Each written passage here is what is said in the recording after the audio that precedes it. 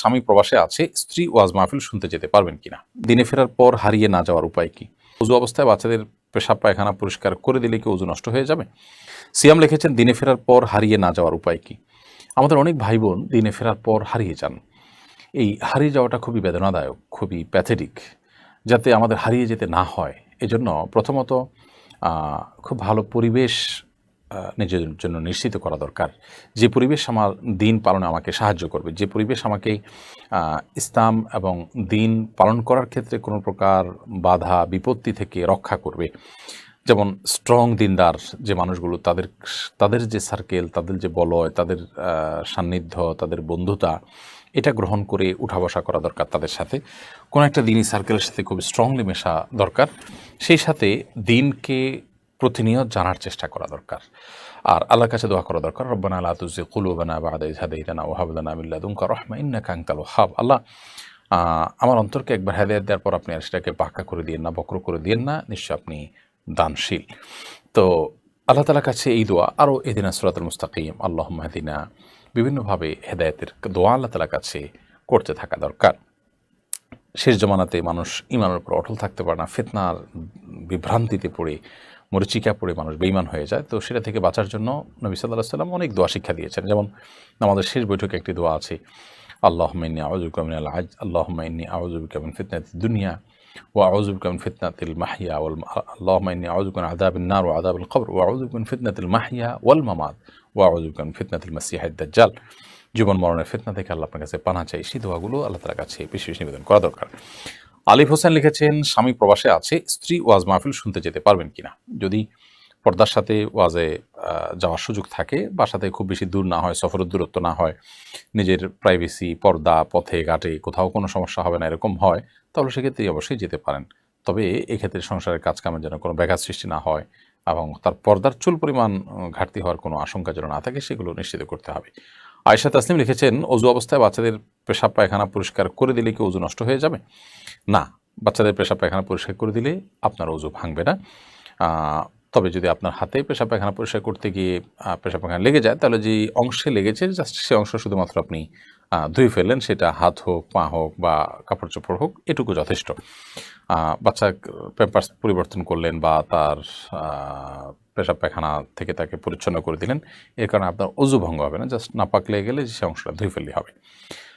হাবিবা আক্তার লিখেছেন, স্বামীর পক্ষ থেকে প্রশ্ন, আমার বাবা হজে যাবার জন্য রেজিস্ট্রেশন করে গিয়েছিলেন এবং আমাকে ওসিয়ত করেছিলেন যে যদি আব্বু হজে যাবার আগেই মারা যান তাহলে যেন আমি ওনার পক্ষ হতে হজ আদায় করি। ঘটনাক্রমে তিনি অ্যাক্সিডেন্টে মারা গেছেন। এখন আমি যদি আমার নিজের হজ না করে ওসিয়ত হজ করি তাহলে হজ আদায় হবে কিনা? আপনার বাবা যদি মারা যেয়ে থাকেন এবং তিনি যদি ওসিয়ত করে যেয়ে থাকেন হজ করার জন্য, তাহলে সেক্ষেত্রে আপনার নিজের হজটা করে তারপর তার হজটা করতে পারবেন। আর যদি আপনার হজ করার সুযোগ না থাকে, তাহলে সেক্ষেত্রে অন্য কারোর দিয়ে আপনার বাবার হজ আপনি করাবেন। কারণ নিজের হজ না করলে তিনি অন্য আরেকজনের হজ কোনোভাবে আদায় করতে পারেন না। নবী সাল্লাল্লাহু আলাইহি ওয়াসাল্লাম এক সাহাবীকে, অন্য আরেকজন হজ আদায় করছেন, নিজের হজ আদায় করা ছাড়া তাকে নির্দেশ করেছেন, তোমার নিজের হজ আদায় করো, তারপরে তার পক্ষ থেকে হজ করো। মোহাম্মদ মহসিন আপনি লিখেছেন, এক ছেলে লিঙ্গ পরিবর্তন করে মেয়ে হয়ে গেছে, কিন্তু তার আর কোনো ভাই নেই, একটি বোন আছে। লিঙ্গ পরিবর্তনের কারণে তারা দুজনেই এখন মেয়ে। এ সুযোগে তাদের চাচা তাদের পিতার ত্যায্য সম্পত্তির ভাগ চান, বা যেহেতু তাদের কোনো ভাই নেই, এ কারণে চাচা তাদের সম্পত্তি দাবি করছেন। এর সুরাহা হবে কিনা? এর সুরাহা কীভাবে হবে? দেখুন, এই জন্যই তো এই তথাকথিত আপনার এই রূপান্তরকামিতা বা আপনার ট্রান্সজেন্ডার, এটা কি ইসলাম সমর্থন করে না? এটা মানব জাতিকে একটা অস্থিরতার মধ্যে নিয়ে যাবে। সমকামিতাকে প্রতিষ্ঠিত করবার জন্য একটা চক্র গোটা বিশ্বব্যাপী এটিকে প্রতিষ্ঠা করার অপচেষ্টায় লিপ্ত হয়েছে মানবাধিকারের নামে। দেখুন, এই যে পরিস্থিতি তৈরি হয়েছে, এরকম হাজারটা সমস্যা দেখা দিবে এবং একটা সময় এই সমাজের কাঠামোটাই ভেঙে পড়বে এবং মুখ থুবড়ে পড়বে। শয়তানি চক্রান্ত, দাজ্জালীয় ব্যবস্থাপনা পৃথিবীতে প্রতিষ্ঠিত করবার জন্য এগুলো করা হচ্ছে। যে মানে ঘটনার কথা আপনি উল্লেখ করেছেন, এরকম ঘটনা স্কটল্যান্ডে ঘটেছে যে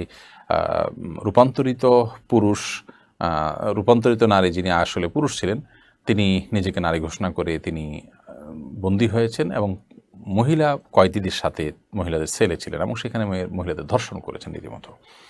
পরবর্তীতে এই ঘটনায় সে দেশের প্রধানমন্ত্রী পর্যন্ত পদত্যাগ করতে হয়েছে। তার মানে এই বিষয়গুলো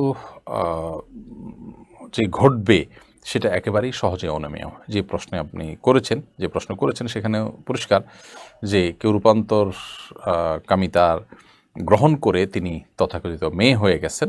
এখন চাচা তো দাবি করবেনই যে দুজন যখন মেয়ে তাহলে আমি দাবি করব, অথচ আসলে তিনি ছেলে ছিলেন। তো এ জাতীয় সংকট যেন না হয় সেজন্যই তো এটাকে ইসলাম নিষেধ করে।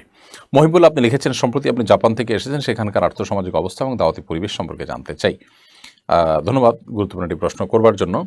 জাপান আমার 2019 সালে একবার যাওয়ার সুযোগ হয়েছে, আর অতি সম্প্রতি একটি দাওয়াতি সফরে আমি গিয়েছি। আলহামদুলিল্লাহ অনেকগুলো 6-7টি দাওয়াতি প্রোগ্রামে অংশগ্রহণ করবার সুযোগ আমার হয়েছে, টোকিও, ওসাকা সহ বিভিন্ন শহরে। আমি জাপান ঘুরে আসার পর আমার কাছে মনে হয়েছে, আগেরবারও আমার কাছে প্রায় একই অনুভূতি হয়েছে যে জাপানি মানুষগুলো পৃথিবীতে অন্য অনেক দেশের মানুষের চাইতে সফল, এবং তার অন্যতম প্রধান কিছু কারণ আছে আমার কাছে মনে হয়েছে, আমার দৃষ্টিতে। তোর মধ্যে একটি হলো যে তাদের মধ্যে কোরআন এবং হাদিসের গুরুত্বপূর্ণ 5-6টি সুন্নাহ আমি দেখতে পেয়েছি। যে 5টি স্পেশাল সুন্নাহ আমি দেখতে পেয়েছি তাদের মধ্যে মুসলিম সমাজে, মুসলিম জনপদেও সেটা সচরাচর ততটা দেখা যায় না। আমি বলছি না যে তারা কোরআন হাদিস থেকে এই সুন্নাহগুলো দেখে দেখে আমল করেছেন, হয়তোবা তাদের অজান্তে তারা করেছেন, কিন্তু কোরআন হাদিসকে অনুসরণ করলে মানুষ দুনিয়া এবং আখিরাতের সাফল্যের চূড়ান্ত শেখরে পৌঁছাতে পারে। তাদের বেলা তাই হয়েছে। এখন তাদের সেটা অনুসরণটা কাকতালি হয়ে যেতে পারে, আবার জেনে শুনে হতে পারে, সেটা আল্লাহ তাআলা ভালো জানেন। যে 5টি সুন্নাহ আমি দেখেছি জাপানে অমুসলিমদের মধ্যে, অথচ মুসলমান সমাজে খুব এটা দেখা যায় না, তার ভিতরে প্রথমটি হলো তারা রাতে তাড়াতাড়ি শুয়ে পড়ে, খুব দ্রুততার সাথে তারা ঘুমিয়ে পড়ে, এবং সন্ধ্যার পর খেয়ে দিয়ে তারা ঘুমিয়ে যায়। তাদের শহরগুলো রাত 1/3 যেতে না যেতেই কোলাহল মুক্ত হয়ে যায়, অনেকখানি রাস্তায় ভিড় থাকে না।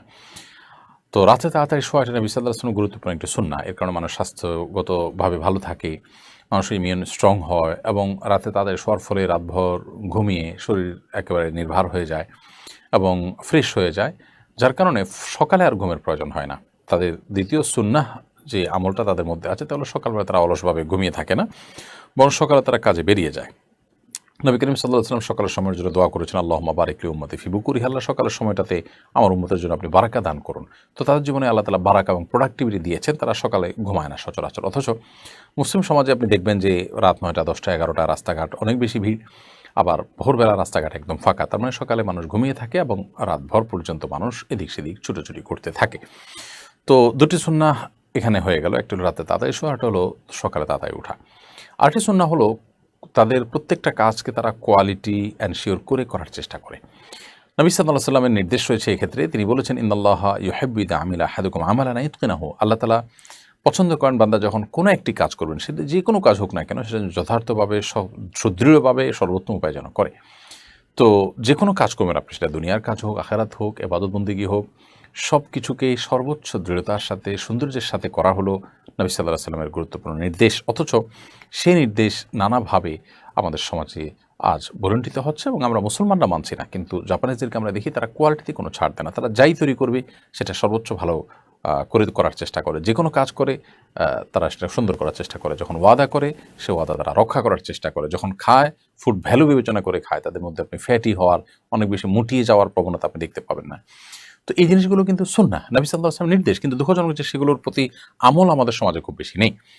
তো এটি আমাদের মধ্যে থাকা দরকার। এজন্য দেখবেন আপনি জাপানিজ ব্র্যান্ডগুলো আমাদের কাছে যত বেশি পরিচিত, গোটা পৃথিবীতে আপনি জাপানিজ ব্র্যান্ডগুলো যতটা আমাদের কাছে পপুলার, অন্য কোনো দেশের এতগুলো ব্র্যান্ড পপুলার পাওয়া যায় না। গাড়ি বলুন, ইলেকট্রনিক বা ইলেকট্রিক্যাল আইটেম বা অন্য যত আইটেম আছে, দেখবেন যে জাপানিজ আইটেমগুলো 10টা-20টার নাম আমরা বলতে পারবো আমাদের ঘর বাড়িতে আছে, কিন্তু অন্য কোনো দেশের এতগুলো পণ্য মানুষের কাছে এত বেশি পপুলার সচরাচর আমাদের কাছে অন্তত না। তো এর অন্যতম কারণ তারা কোয়ালিটিকে এনশিওর করে। আর চতুর্থত তাদের মধ্যে যেটি দেখেছি, তারা হাসি মুখে কথা বলে, মানুষের অধিকার পরে সচেতন থাকে, কাউকে সচরাচর তারা কষ্ট দেয় না, যে তার দ্বারা তার প্রতিবেশী কষ্ট পাবে, যেন তার শব্দ দ্বারায়, তার আওয়াজ দ্বারায়, তার কর্ম দ্বারায়, এটা তারা কখনো হতে দেয় না। এবং মানুষের সাথে কথা বলে বিনয়ের সাথে, ভদ্রতার সাথে, হাসি মুখে। এই জিনিসগুলো গুরুত্বপূর্ণ সুন্নাহ মুসলমানদের মধ্যে আজ হারিয়ে গেছে অনেকটা বলতে গেলে। এবং 5 নম্বর সর্বশেষ যেটি বলতে চাচ্ছি, তাহলে তারা তাদের ময়লা আবর্জনা, পৃথিবীর অন্যান্য অনেক দেশের মানুষের মধ্যেও এটা আছে যে এগুলো তারা কোথাও ফেলে না, পারলে নিজেরা আরও পরিষ্কার করে পাবলিক প্লেসগুলোকে পরিচ্ছন্ন রাখবার তারা চেষ্টা করে, উদ্যোগ নেয়। এটি অত্যন্ত প্রশংসনীয় একটি বিষয়।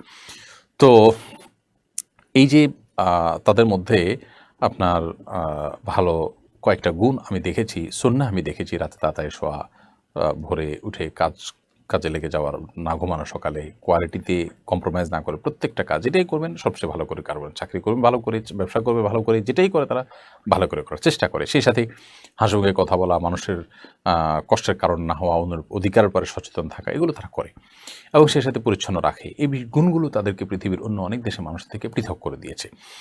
বিশেষ করে দ্বিতীয় বিশ্বযুদ্ধের পর হিরোশিমা এবং নাগাসাকিতে পারমাণবিক বোমা নিক্ষেপের পর তাদের আগের যে দুর্নাম ছিল সেখান থেকে তারা বেরিয়ে এসে পৃথিবীর সবচেয়ে ভদ্র মানুষগুলোর কাতারে তারা নিজেদেরকে ঠাঁই করে নিয়েছে। ইসলাম আমাদেরকে সেই কাজগুলো করতে বলে যেগুলো তাদের মধ্যে আছে। আমরা যেগুলো কথা বলেছি সেগুলো দুঃখজনক আজকে তাদের মধ্যে আছে। তো যাই হোক, এর কারণে আমার কাছে অনেক বেশি ভালো লেগেছে তাদের এই বিষয়গুলো। সেই সাথে নেগেটিভ দিক তো অবশ্যই আছে, যে ইসলামের পারিবারিক যে সৌন্দর্য সেটির অভাব। বৃদ্ধদেরকে দেখা যায় একটা কুকুর, একটা বিড়াল নিয়ে দিনাতিপাত করছে এবং একটা পর্যায়ে আত্মহত্যা করছেন। সন্তানরা তাদেরকে ছেড়ে চলে যাচ্ছেন এবং অতিরিক্ত ব্যক্তি স্বাধীনতা, তথাকথিত ব্যক্তি স্বাধীনতার কথা বলতে গিয়ে কিশোর বয়স থেকেই সন্তানরা বাবা মা থেকে পৃথক হয়ে যাচ্ছে। এই জিনিসগুলো খুবই প্যাথেটিক এবং এগুলো দুর্ভাগ্যজনক তাদের জন্য, তাদের কষ্টের কারণ এগুলো, এবং তাদের মধ্যে অনেক বেশি আত্মহত্যার প্রবণতা হয়। সেটির অন্যতম কারণ হলো ঈমান এবং আল্লাহর সাথে সম্পর্ক না থাকা, যার কারণে